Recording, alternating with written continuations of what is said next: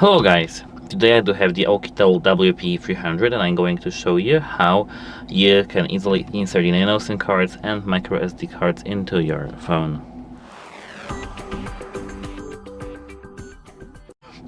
So as you can see, here we do have our SIM card tray, and we don't really need the needle to the SIM card tray opener to open this.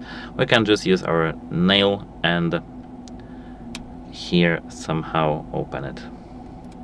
Now as you can see, it is here, and at first we need to take our for example the Nano SIM. We're going to place here the SIM card over here. So at first find the correct placement, which is as you can see like this, and place your SIM card like this. Now as you can see, it can fall out because it doesn't really have any safety things, but it's like this. The fit has to be ideally to the tray, and the same as with the micro SD card over here. Now when we put our SIM card into our phone, everything should be working fine. Wait a moment. Okay, I didn't expect this to happen. Wait a moment. No,